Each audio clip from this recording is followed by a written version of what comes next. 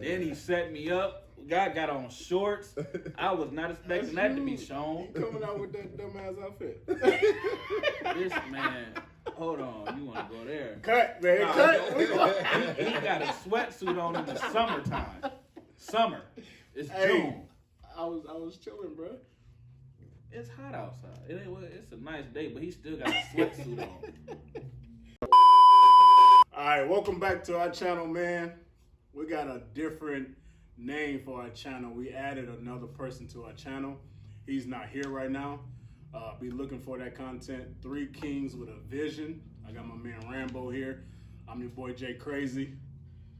And I got my man Kenny Jones in the building, man. He came through and showed love, man. So basically right now we're going to let him introduce himself.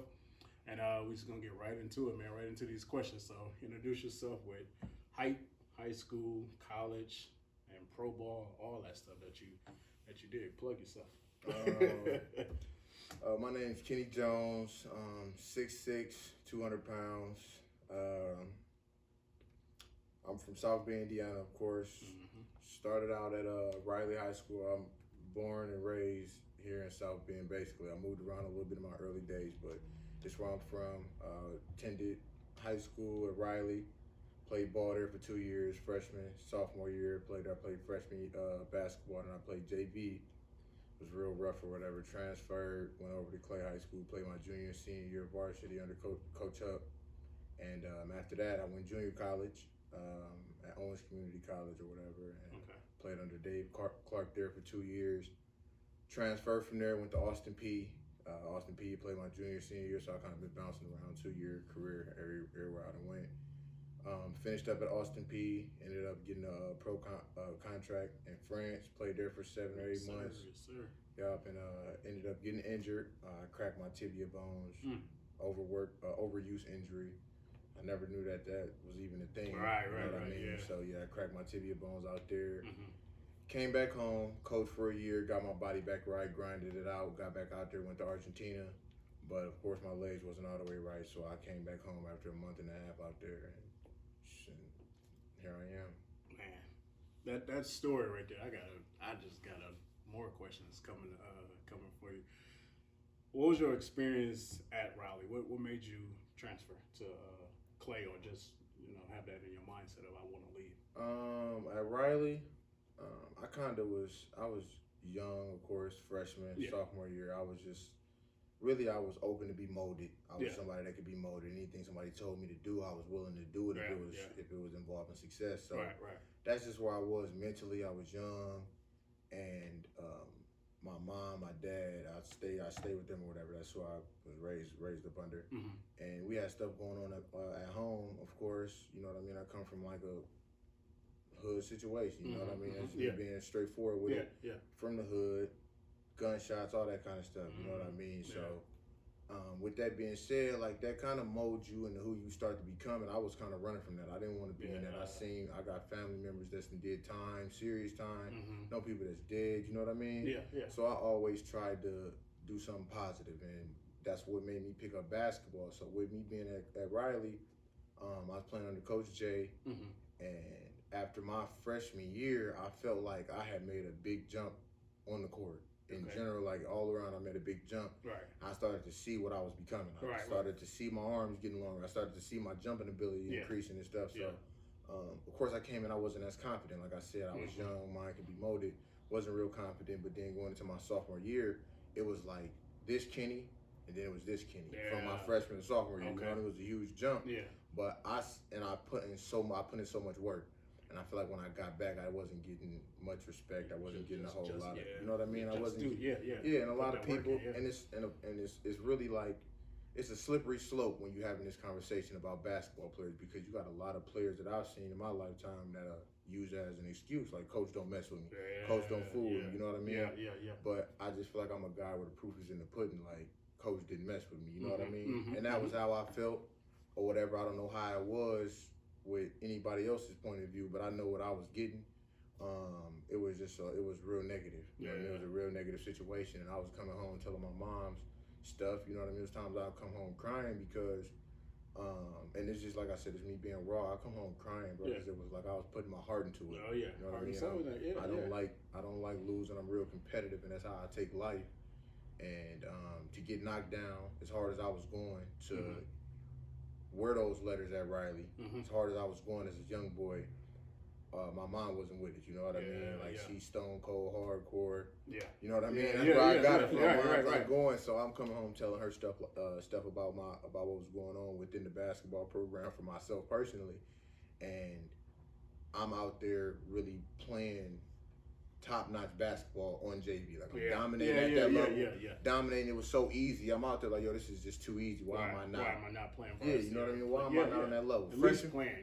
Freshman year, I'm like, okay, cool. I can understand. I didn't even get moved up to JV for real to play my freshman year, and I kind of was thinking about that, like, why not? But I'm gonna put the work in. But anyways, sophomore year, I didn't get moved up. Nothing happened, and it was one particular moment. It was two particular moments actually. So at Riley, sophomore year was the year was over. You know what I mean? I let it go. I didn't get moved up to varsity. Whatever. That ship had blown. I was still there. I was still locked in. My homie Brock, that was somebody I came up with at the park every day playing with. That was my homie. So I was like, I want to play with him. You know what I mean? Through high school.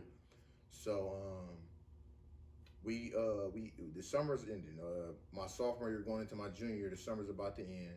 So we had those high school summer games. Yeah. You know what I mean? In high school summer games, you play other teams and all that. So they had a couple teams come in. And I had reached another peak. So I had jumped from my freshman year to my sophomore year. Sophomore year going to my junior year, I had reached another peak. Arms got longer, bounce got a little bit better. I got a little taller. I started being able to come down and just dunk and do different stuff. You know what I mean? Shot was fall, everything was nice. So I was having a really good summer. I'm hitting my shots and stuff. I remember coming into the huddle, coach telling me, like, yo, tell him not to shoot that shot. That's not his game. Stuff like that, you know what I mean? And I'm still, like I said, I'm young and I'm still coming into who I am. I really didn't take it too much because I'm accustomed to it at this point. I'm accustomed to negativity. So I'm just like, okay, it's what it is or whatever. I'm just falling in line. So that happened over the summer. I brushed that under the rug. I just let it go. Then fast forward, Riley played Clay, the first football game of the year, and I came to the football game with Brock, and I had seen Coach, and I'm like, yo, what's up, Coach? How you doing or whatever? He's like, what's up, Kenny? How you doing? What have you done this summer? I started explaining myself. I started telling him what I was doing or whatever. I don't know if what I said was not enough or what, but he turned his back on me and said, keep walking. And it was like, damn, for real? Yeah. You know what I mean? And for lack of better words, that's just something I take as disrespect. You know what I mean? If somebody did that to me, somebody did that to me outside of that, I would have been, you know what I mean, a little problem. You know what I mean? So I just was like, yo, okay, cool. Walked off, I let it go. I came home and told my mom. Of course, my mom, you know what I mean? You gotta vent to somebody. She got turned up from that. You know what I mean? She got turned up. And like I said, there was stuff going on at home at the same time as all this was taking place. So we were about to move anyways. Yeah. So we ended up moving or whatever, and I just had some friends. I was at Clay because I played for the Breakers under Coach Poole. Great guy, one of the best people I've met in my life. Coach Poole played for the Breakers, and I had a lot of friends that was over at Clay. Chopped it up with a couple of them, and then the story went from there. We transferring. It was silky smooth from there. Left, went to Clay, and it was one of the best decisions I feel like I made personally. I don't think I would have went to college. I don't think stuff would be the same. My life would be completely different. You know what I mean? My whole story would be completely different if I didn't transfer. Because when I left, I feel like that's when I started becoming a man, because when I left from where I stayed on the south side, I moved to Indian Springs, and it was kind of like a struggle. You know what I mean? I started going, and it was already a struggle what I was going through, but it was just a new type of struggle. You know what I mean? Because as hard as your struggle is, somebody else has got another struggle underneath. You know what I mean? And I feel like I went down into another struggle, and I kept pushing through. You know what I mean? And that was a time in my life where my mom, she worked at the homeless center, and you know what I mean? Funds wasn't the same. So I'm wearing stuff from the homeless center. People donating. My mom bringing stuff home. You know what I mean? So, but like just who I am, I made it look good. You know what I mean? Like you know what I'm saying? I can turn dirt into whatever. You know what I mean? So that's a story. It's not real. It's not nothing to be ashamed of or whatever it is, because like you said, everybody got a story. But somebody else's story means much more, coming from somebody that was like I call it like spoon fed. You know, a lot of people had to eat with their hands. You know, I don't want to get on my life, but my childhood was a little struggle too. You know, whatever it is. So our mindset going into it is different. Everybody want to eat, every man for themselves, but your struggle might be different from mine. That's gonna make me go harder. His struggle, you know, might be different from ours, make him go harder. So your mindset at a young age was taking a lot, you know, onto yourself, but to mature you as a man that you are now, and that to me, knowing you showed you, you know, a pathway to fight the right way, you know, and instead of being negative, like you said, that was a sign of disrespect. Him turning his back on you. You could have retaliated in a different way, you know, but you didn't. And like you said, you went home, talked to your moms. You know, sound like that's, you know, one of your best friends, or if not your best friend. And you know, you go from there. But that's what people have to, you know, understand, is that what you're going through don't have to be retaliated in the wrong way. You know, whatever it is. You gotta radiate. You gotta radiate that. Radiate that with positivity. You know what I mean? And, learn from. Like you said, my mom, she's one of my best friends. She went so hard, no matter how hard stuff was. She made it seem like it wasn't hard to me. You know what I mean? So I was in the struggle. We were struggle, but it was like mom's made it look like we were straight. So I'm straight. You know what I mean? So I'm finna go hard regardless. And then, of course, I have my grandmother behind me. Rest in peace. She just passed away not too long ago. Love of my life. You know what I mean? She was somebody that was really big in my life when it came to just the spiritual side of things and really seeing it on another level, you know what I mean? And that's part of our black culture, who we are. You know, a lot of black people use that as their strength, and she was that. And she gave that to me, you know what I mean? She told me some stuff to say before every game and in every situation. So all the way up until Argentina, you know what I mean? That's who I called. Before games, whenever stuff was getting hard, that's who I would call. She got me through a lot. So that's what's up. They kind of powered me through. Both of them powered me through. I got my pops behind me too. You know what I mean? He gave me the game a different way. You know what I mean? His way wasn't the same as the next, but he gave me a different light of the street and all that. You know what I mean? So pops has been there, and it's just like I said, the whole thing formed me into who I was. And like I said, I never wore none of my problems on my sleeve. I came with the biggest smile to school. Always been you know what I mean? Always been that energy. I always wanted to share that life for somebody else. Because as much as I went through and whatever I went through, it was just like I had these visions in my mind. I always had these visions in my mind. It was like me coming down the lane, doing something crazy on somebody, dunking it. I always had this in my mind. So as bad as I may have been, or whoever I was as a young boy, I had these visions. So it made my confidence so high. No matter, I don't know what I looked like when I was a freshman, sophomore. I didn't see it on camera, but in my mind, I was out there like, doing it. You know what I mean? And it really turned into that later in my life. You know what I mean? So deserve to be out there. So it was like I was seeing these visions, and it just started, like I said, it started to take place. And that's why I'm big. I tell a lot of the kids that's under me now, bro, speak it into existence. It'll happen. You know what I mean? Speak it. And E.T. Eric Thomas, he had some stuff where he's talking about succeeding as bad as you want to breathe and all that before he really went viral and all that, before that was a thing. Like I used to have, and my mom can vouch for me, you know what I mean? I used to type out goals on paper. Gain 20 pounds and do this, and you'll be a Division I basketball player. And honestly, you know, I just said speaking stuff into existence. I didn't really speak too much on the NBA. I didn't speak too much on going pro. I was like, man, I want to go Division I. Because it was a drought on that in the city at the time when I was playing ball. So that seemed so impossible to my peers. They would talk it, people would talk it, but I was serious. You know what I mean? I was locked in my heart. I'm like, bro, I'm going Division I. And I don't care. I would tell myself, like, I'd sacrifice anything to do that. You know what I mean? So those are the notes. That's the stuff I had hanging on my walls, and that's what I wanted to do. You know what I mean? And that's how I carry myself. So that's what's up. I know you had a question for him. So I know when you went to Clay, every time you seen Riley on that schedule, it was you time. felt like you had something to prove. Time. You can look them numbers up. It was time. I wasn't gonna hold back on them at all. I had something to prove for sure. I ain't even gonna sit here and say like, oh no, it was just another game. Right? No. I was out there on one. And I had to do that. I had to. After every game, when the game was over, I made it my business to walk out, look the dude in his face. That's what you're missing. And it's crazy because it's like whatever somebody do to you, no matter what or however it go, I'm a firm believer in stuff come back around. You know what I mean? Stuff come back around, Yeah. and that was just that moment of my life where it was like, yo, here you are again. Here you are faced with that same situation, and it was like I didn't even get eye contact. You know what I mean? It just made me. It just was like, damn, dude, and said all this negativity, all this crazy, whatever, and you walking out this game, he don't even want to look at you in your face. You know what I mean? Did y'all come out with the dub? Yeah, every That's time. probably They did it one time. That's probably why. You probably went out there, did your thing, Yeah, 100%. and finished the game or whatever it is, and he finally realized, that's what I was missing. But whatever it is. And it's like and it's even deeper. You know what I mean? I'm really like I don't want to really.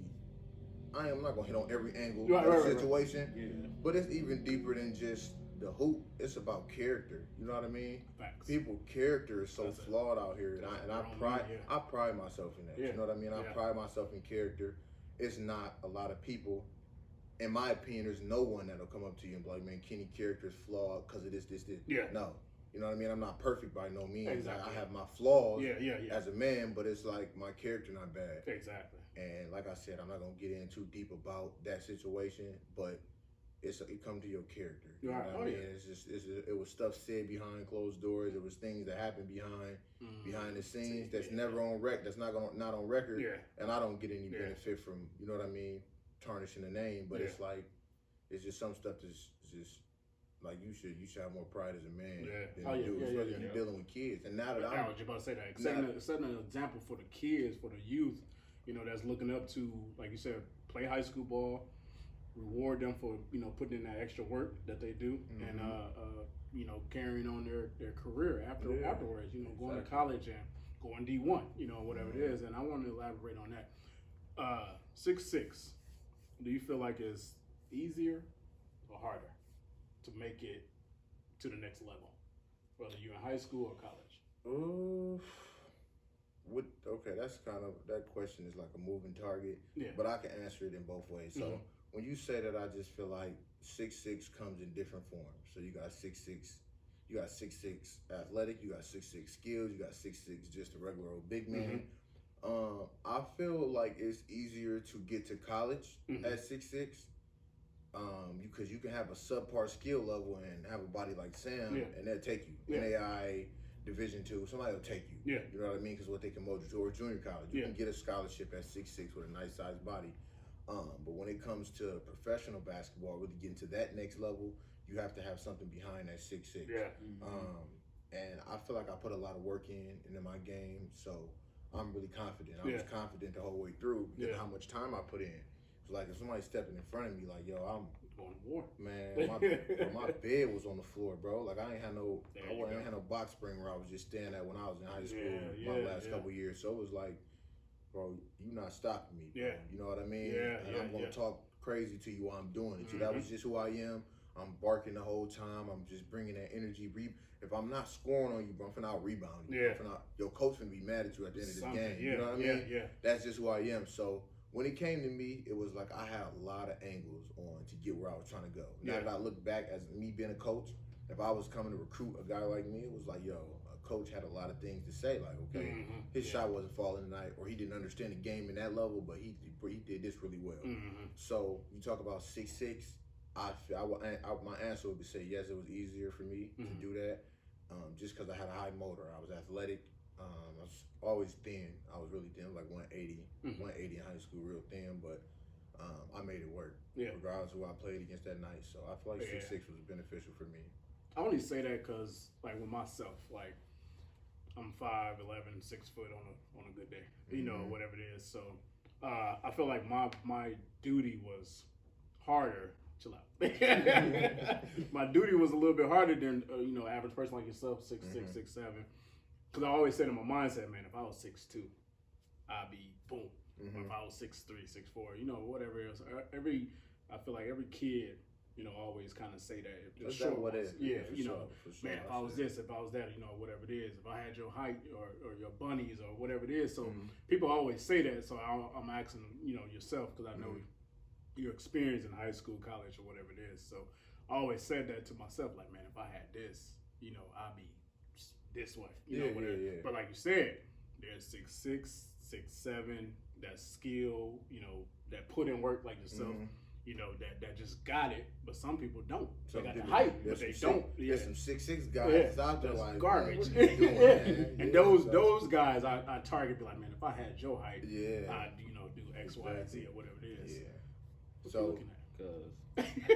Cause stop talking to me, man. You all right over there? I'm good. I just know when I hit my level. Yeah, I feel you, bro. But no, though, for sure, though, I feel you. But like it's some, but I know some 6 foot 6'1"s.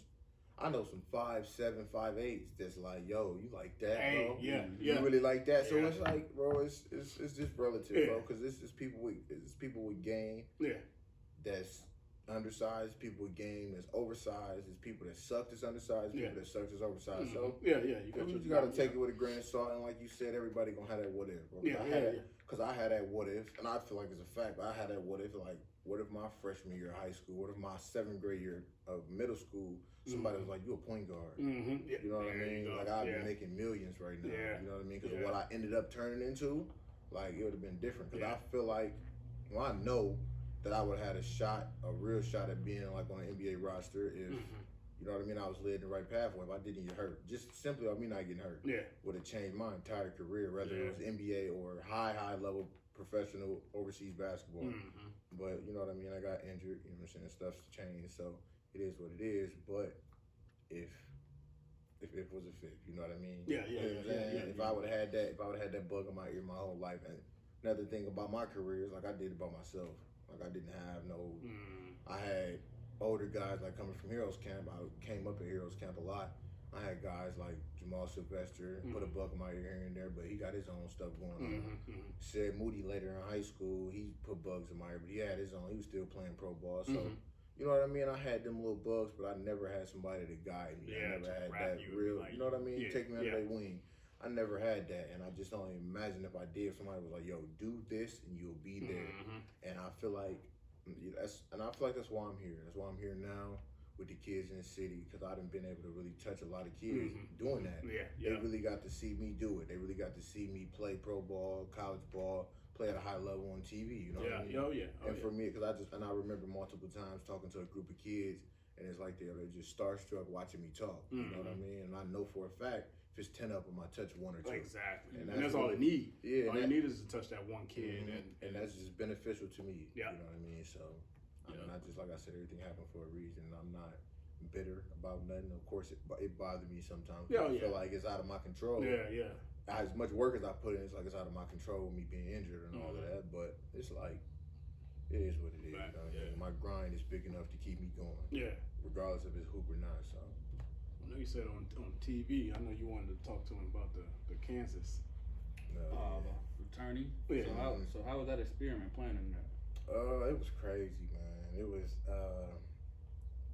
It was just unreal. You know what I mean? Somebody from Nap, somebody from Chicago, LA, or Miami, or somebody, a big city or something like that. It may not have been as big to them if they was bred. Like I said, somebody took a lot of those guys that was there. People took under their wing. You know what I mean? Made it to that level. They was destined to be there. Yeah, exactly. I wasn't destined to be there. Right. So me getting there, the weight and the fashion I got there.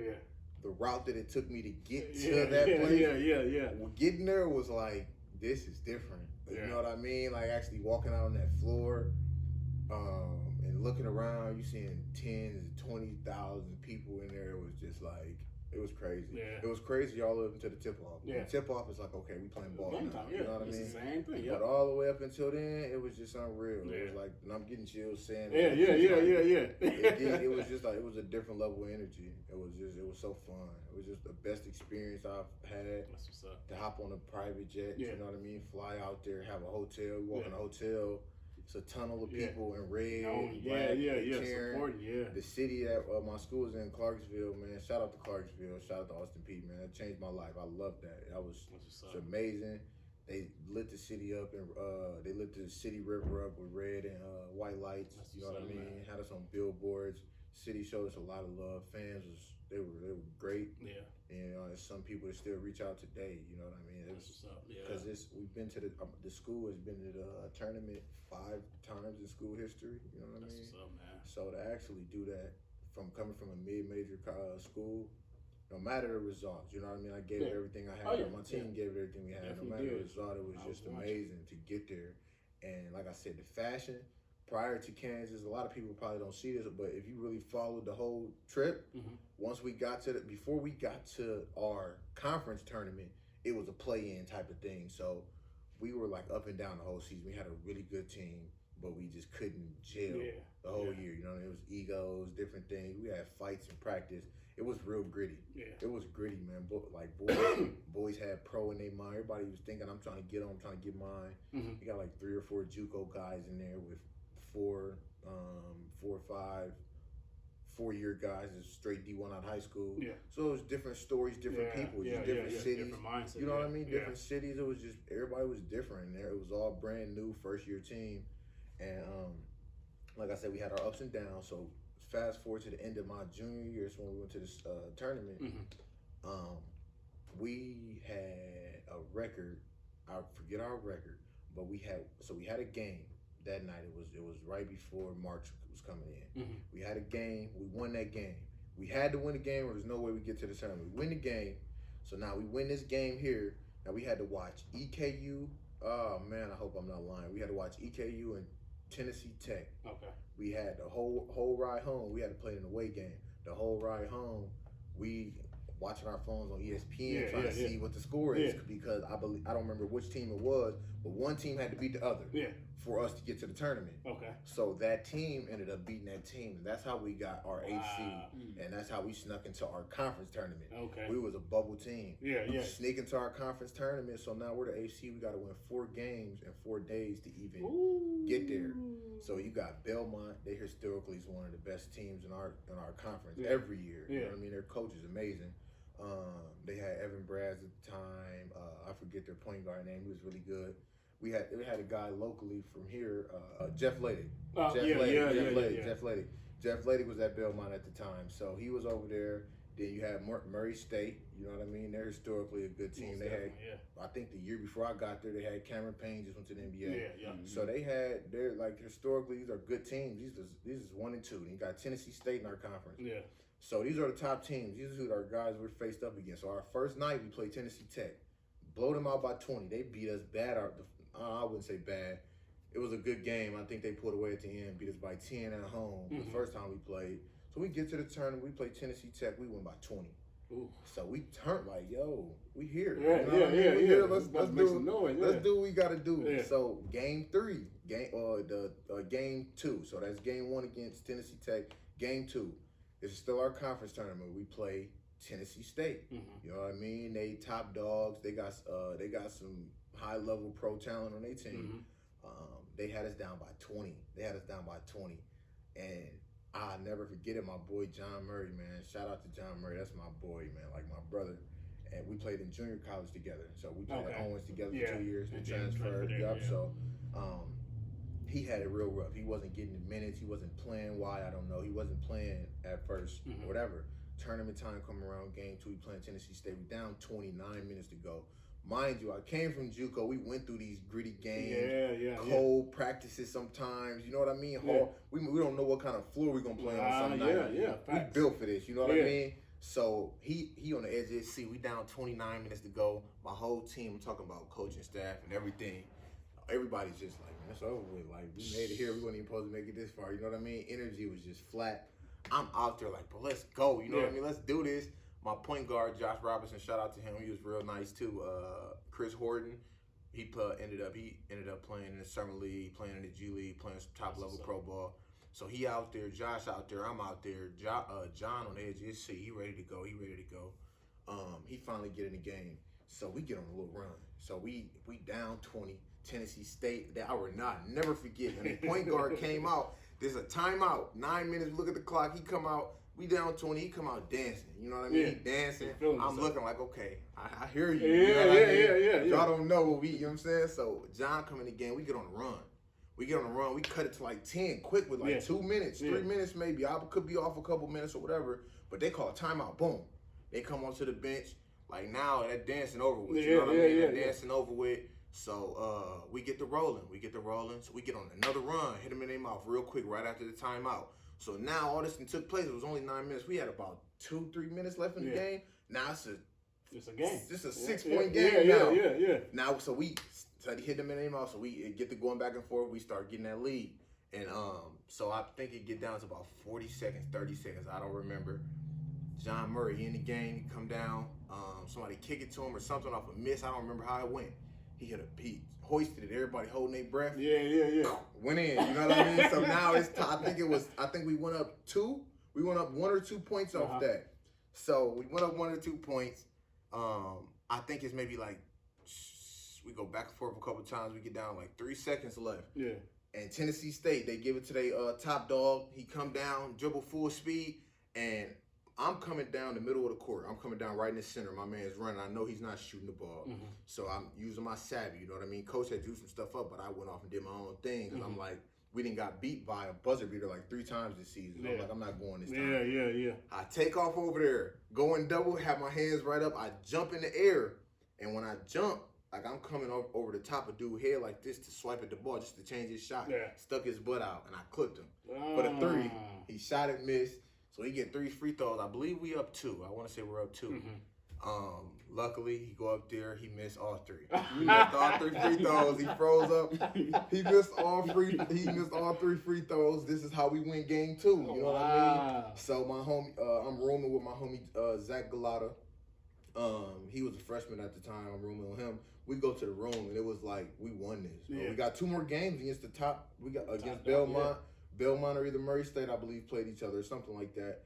And it was like, yo, we know we got to play one of these teams, but it was like, yo, we won this. We here. It's over with. We're not losing. Yeah. And that was the conversation we had. Next game, we played Belmont.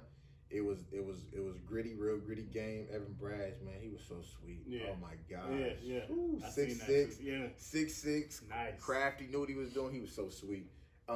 He went 15 for 15 on us, I believe. 15 for 16, something like that on the floor. Nice, but we ended up beating them on a buzzer beater. No, not a buzzer beater. Down to the wire game. Yeah. Chris Horton, oh my gosh, on our team, he was a double machine. He had like 30 and 15. We ended up winning that. Belmont got a last chance tip in. They had to slow it down. They got ready to shoot it. It was still on his hands when the backboard lit up. We won that one. Your favorite, So now we go to game 4 in our conference tournament. We play UT Martin. My young boy, Jared Savage, he playing for Western Kentucky now, I believe. Sharpshooter, he hit 8 threes. I think. I can't tell you how many threes we hit in the game total. Yeah. But it just was crazy. Everybody was hitting. Everybody was on. Man, it was over with. We had control of that game the whole time. Cruise to victory. That's how we became the champs. That's how we got to the big dance. How we punched our ticket. 4 games, 4 days. Never been done in NCAA history. That's AC winning their conference tournament like that. So it was dramatic fashion. You know what I mean? It was dramatic fashion. And I started every game that year. I had a real good run at the end right before the tournament, but the tournament I think I averaged maybe 8 points or something. Wasn't really like I wasn't deep in my bag how I was them last games of the stretch, but that's neither here nor there. But it was just a great run, and then that energy I took that over to my senior year, and that's when it was. Oh man, that's when the dog came out. Yeah, I was comfortable. You've been through it, you know what I mean. I've been through that fire. Yeah, and it was over with. I averaged 15 and 8 my senior year at Austin Peay. And it was just that's when the game started becoming easy. Yeah. It was just like, yo, this is a cakewalk. It didn't matter who I was playing against. We got to a point where they started having to send doubles. Yeah. That was the first time, and I got doubles throughout my career. In high school, of course, I was getting doubles here and there. But that was the point where I had to learn how to get through doubles. I started watching film. My coach, Julian Terrell, he played at Vanderbilt. He played some pro ball, so he started putting me on and sitting me down and watching film with me and stuff. And I started understanding my game. I started understanding. I didn't know what the word tendency meant in basketball. I started understanding my tendencies. I started understanding which way I go the most in a game. And I started having to change that because they started to guard me a certain way. So I just started crafting between that. And that's when I became like a real junkie. You know what I mean? Yeah. That's when I started becoming a pro. Then it was like, okay, I seriously love this game. And Tom Crean, we played IU my senior year. And this is the moment where it was like, okay, I can change my family life with this game. I had 16.7 rebounds against IU. They had Thomas Bryant, James Blackman at the time. They had a couple more guys that was real nice. And Tom Crean coming through after the game was over, shaking hands. Tom Crean pulled me off to the side and was just like, Kenny, if you keep playing like that, you'll be making 6 figures playing this game. You know what I mean? So just stuff like that. You know what I mean? A little kid from South Bend. I'm a little guy from South Bend, man. Now, they don't know that. Exactly, you know what I mean? We down south. I'm in Bloomington. You know what I mean? At IU playing this legendary court. Yeah. They don't really know how I feel on the inside. Like I feel so high up already. Yeah. Oh, but it's more. You know what I mean? I'm hearing this kind of stuff. Yeah. So it was like, man, I really got to bump my grind up more. Yeah. And it sucked to say it, but that's where the injury creeped in at. You know what I mean? Hearing stuff like that, I started going. You know what I mean? I'm like, okay, I'm not missing. Yeah. I didn't miss before that. You know what I mean? That's how I got where I was at. I went hard, but it was like I went to overdrive when I started hearing stuff like that. I started pounding it, and it was showing. Mm-hmm. Like that summer after my senior year, coming into going pro, it was over. Yeah. Like I'm playing against NBA guys. I went down to Fort Wayne with my boy Junior, Edmund Early, one of my closest boys. I'm down there with him, man. It was like every day was like clockwork, man. Somebody seeing you play, they was like, man, who is this? Why are you not on that plateau already? So I was gonna say that, man. Like knowing your struggle, especially you talking about it, and to have a coach like that pull you to the side, could have just shook your hand and kept going. Mm-hmm. He didn't have to say what he had said. That made you feel like I got to take it up a notch. Yeah, that's it. Not necessarily take it up a notch, but it just made me like, okay, yo, you here? Yeah, you right there. I can see the light at the end of the tunnel. You know what I mean? And it was surreal. Yeah. You know what I mean? I like I said, I've been through so much. Yeah. Been through so much with the game. I done been stepped on so much. Mm-hmm. Right? And it brought me to tears. How much I done been stepped on. And I just had to keep getting up, dusting my own self off. You know what I mean? And then just hearing my grandmother, hearing my mom voice in my head every time I play. Like it just keep going. Yeah. Keep pushing. We see it. They tell them we see it. We know what you've been through. And we respect it. Mm-hmm. And then, like I said, the city had kind of whole city is like got behind me after that tournament move. Oh yeah. And it was like I started feeling like I was wearing the city on my back at that point. Like I'm here. People are really sending me all types of different letters and messages like, we believe in you. We know you can do it, man. I respect you. You inspire me. You know what I mean? Kids started to like really, they wanted to be around. They wanted to be a part of. People wanted to be a part of me. Within our city. Yeah. I feel like I had a whole city just pushing me forward. So that kind of really, that's what was driving me. You know what I mean? That's what was turning me up a notch. Yeah. But like I said, hearing Tom Crean say that was more of like, you're doing your thing. Yeah. So you got to keep going. You got to keep moving in that direction. So that's where I went with that. That's when I started hearing stuff. And he wasn't the only coach that was talking to me like that after games. You know what I mean? Yeah. Even if I didn't play my best, coaches was just like, yo, you can play. Especially, you're different, you know. And I wasn't getting that kind of verbiage. I wasn't hearing that in high school. You know what I mean? Like I said, I came from something so negative. Mm-hmm. Nobody was giving me that. Nobody was really telling me how special I really was. And like I said, like right now today where I'm standing and I look back down my whole career, like there's no way y'all didn't see who I am back then. There's no way y'all didn't see that. Yeah. Mm-hmm. People like coaches know talent.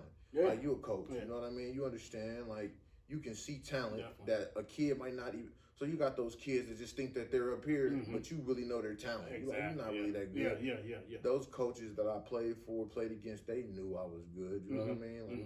Like why didn't y'all boost me? Right. Why are y'all not worried about me really doing something big? Right. And that kind of bothered me. Yeah. How do we have these kind of people in power? You know what I mean? With these positions, how do you have that? And I honestly don't feel like I'm the only person that could have did what I did out of my era. Even before me, like we can go down and talk about a list of greats of people that didn't even go to college. That was nice. Real nice. Like tough in our city.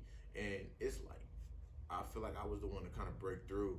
And you could really start seeing the transparency of coaches. I stopped respecting the coaches in our city after I got out of high school. Me being a coach, I see a lot of the mindsets, of a coach, whatever it is. I experienced a player, coach, ref, scout, trainer, all that. And like you said, me doing all that, I see, like you said, I could see that you had it in you, whatever it is. I seen it in the kids, in this, city, what they have, and they don't even believe it, sometimes. I think as a mindset of a coach in our area, we need to get out of, I need to play him within my system. Exactly. I need to play him, like you said, 6'6", 6'7", point guard, shooting guard. You got to work on those skills. 6'6" in high school, yeah, you're going to be a big man. But that doesn't mean pull you away from working on ball handling, working on communication, working on being a leader, working on conducting your troops of saying, you need to be right there, you need to be right there. Because as a player, as your caliber, and anybody else in the city, you need to know everybody's position on that court. Everybody, not just yours, not just your best friend, not just your cousin, your brother, whoever you're playing with. Go for girls too. You need to know everybody's position. I think within our city and probably other cities, that I hear about, they play the player, girl or boy, within their system. They need to work on, like with me, like I'm 5'11", 6 foot or whatever.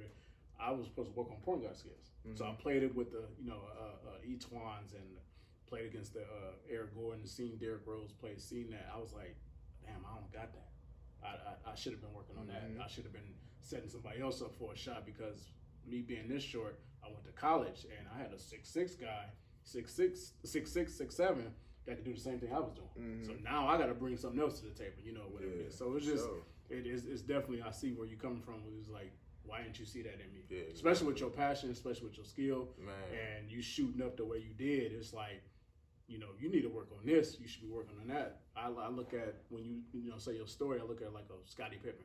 He was short. He went through or Anthony Davis. He went through, point guard skills at the height that he was, and then he shot up. It was kind of effortless now because he was already working on, those point guard skills or whatever it is. So it was just, it's crazy, man, how people mindset be, whether it's your kid or the kid that's playing for you. You gotta give the most effort out of that kid and let them succeed at life, whatever it is, and be like, all right, Kenny, yeah, you 6'6", but you're gonna be a point guard, shooting guard, whatever it is at the next level. Let's work on this. And truly mold them and want them to succeed at the next level. Yeah. Like, don't think about, okay, of course we want to win. Like, who don't want to win a section? Who don't want to win games? Of course, but you can't. And this is something that bothers me. How do you have the same system for every team for 10 plus years? Yeah, it's impossible. Yeah, it is. You know what I mean? Because every team is different. Every team is different. Every player is different. What is this? A video game? like there's no way. Like you're supposed to have a different style for every team. You gotta adjust. That's like me getting LeBron James, Kobe, and Jordan on the same team. Right. I run the same offense at the Spurs. Right? No, we're not going to do that. We're going to play a little different. Yeah. You know what I mean? We're going to do something different. Yeah. It's like me getting a team full of non-shooters and running the Spurs offense. Right. I mean, not the Spurs offense, but the Warriors offense. You know what I mean? It's impossible. Yeah. So I just feel like that's stunted a lot of kids' growth. Yeah. It's stunning my growth. Where I'm at right now is still lingers over my game. Yeah. There's certain aspects of the game that I know as a coach, I know from playing so much, but when I'm out there, it don't come as natural. It don't come so easy. It don't come easy for me to come off a screen and make a split decision play sometimes. You know what I mean? Just because I wasn't groomed on it. Yeah. Like a baby learning a language. You know what I mean? I wasn't groomed on it. I wasn't like just raised on it. So it's like if I come off a screen and I got a split decision, sometimes I'm stuck on what my mind's already made up on. You know what I mean? Oh yeah. So it's like imagine if I had, like I said, a coach that was really like, okay, Kenny, this is your position. Even if I was the tallest person on the team, 6'6", and I got a 6'4" guy that played football, make him the big man. Let me be the guard. Right. Just tell me you need to be in there rebounding too. You know what I mean? I look at it like even I see your point on that, but even me coaching, you being 6'6", you're a play center, but I would make it to your advantage of bringing the ball out, because 9 times out of 10, a 6'6" guy or a center is going to be guarding you. So you put him out on the perimeter, it's to your advantage. My strength. And all that stuff. So you don't have to always play in the post. You shouldn't always want to play in the post, especially in this, today's game where it's spread offense. 4 and 5 is stretch forwards now. They're shooting the 3 ball. They bringing it up, or whatever it is. So you don't want to just limit that person to, okay, you're working on big man moves. We'll work on big man moves and these guards and these mid-range, baby hooks, three-pointer, and all that stuff. And then working on bringing the ball up and, and all that stuff. So I see exactly what you're talking about. Yeah, for sure. People taking that desire out of you and that fire that you want and to help you out in your near future. So I definitely see that. So yeah, and a lot of kids, people in general, everybody don't have that same tough mindset. Yeah. So imagine how many people quit. Exactly. Like the story I just told y'all, you know what I mean? How many people just was like, man, I'm through, bro. Yeah. Like, is this how hard it is? Like, I'm thankful that I had a mindset and I had the drive I had. Yeah. But so many people just gave up because they're like, man, I'm tired of this. And I'm big on perspective. I see why you quit, bro. I understand why you did that. Yeah. Because like, yo, what I went through is like, when I look back, I was like, damn, how did I keep pushing? Yeah. How did I just keep going? Because like I said, 2 + 2 is 4. Right. I'm watching on TV where I want to be. I want to be in the NBA one day. Like, you know what I mean? I'm watching Shaq drop step on people and dunk on everybody. I wouldn't stand a chance. Yeah. Why am I in high school right now? Why am I down? Why are y'all teaching me this drop? Why would you be on me? And we, like you said, we played at the Y. I'm not about to be down there trying to post you up, bro. Right. You too big for all that. I'm gonna come out and I'm gonna pull up or something. Yeah, I'm about to take you out this dribble. But then, and I'll work on that all summer. Like we said, we would go to the Y. That's where I used to go. You know what I'm saying? When I was a shorty, I'd be out there working on this stuff, playing, shooting threes. Then I get to high school. You a big man. You don't come out. Don't you? Like, what are y'all on, bro? Like, what is? Like, are you serious? You can't do that. Come on, man. And I'm my idols, Kobe Bryant. You know what I mean? He's one of my favorite players ever. Top everything about his game, the way he moved, I love. You know what I mean? He's 6'6". You know what I mean? And I just in my mind, I'm like, bro, I'm the same size. Like I just hide like this. Why can't that be me? Right. But I'm getting held back every time I try something. Every time I try something outside of the norm of the offense, it was like, what are you doing? This is so it was just I don't know, man. It's been a crazy story. Yeah. So I want to go back a little bit. So, like, how was your recruiting process out of Owens to Austin Peay? What made you pick them? So with Owens, it was with Owens, my freshman year, I didn't play. I played B. So what made me pick Owens from the jump was they had a guy named James Kelly. He went to Miami University. Big time move out of junior college. He signed to Miami University. They had Justin Edmonds. He went to Marshall University, and they had my guy Joe Reddick, he from out in Nap. Somebody I played with out there in Nap last summer and stuff. I'm real cool with him. He went to Liberty. So they had 3 Division I transfers from junior college. And of course, Jerron Jefferson, my homie, he played at Owens too. So it was a no-brainer for me to choose that school. Yeah. So I'm like, okay, let me go here and see what I can do. My freshman year, like I said, I was underdeveloped and coming out of high school and stuff. So I didn't play my freshman year much at all. It was minutes here and there just to develop and get me going. And I played behind Bikram Gill. He playing professional basketball, high level, 3-on-3. Y'all ever seen 3-on-3 overseas? He playing that. He's doing that now. He ended up transferring to Ball State. Him and Bo Calhoun play together. They played together at Ball State right after my freshman year. So I played behind him. I played behind a sharpshooter, a really sharp shooter. So I didn't get minutes my freshman year. Then going into my sophomore year, of course, what I do, hit the gym. I'm in there every day, all summer, every day. I'm going to be the best player when I come back. That was my mindset. And coming into my sophomore year at Owens, we had some jamborees. I don't know if y'all familiar with that. But jamborees is like a bunch of coaches come in and they watch these junior college guys. We had one at Vincennes, and we had one at our place. And that's when I kind of got on people's radar. Like, okay, who is this kid? You know what I mean? He's different, athletic, can use both hands. They made a big write-up about me after one of the jamborees, and that's when coaches started to just say, okay, we know this guy, we know who he is. I had a bunch of D2s. I had 15 plus D2s on my trail calling me all the time.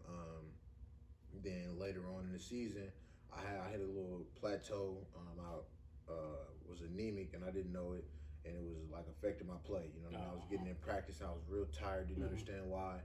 Went to a doctor visit, wherever that was. I was ongoing for like 2 or 3 weeks, and I had a real bad slope for a while.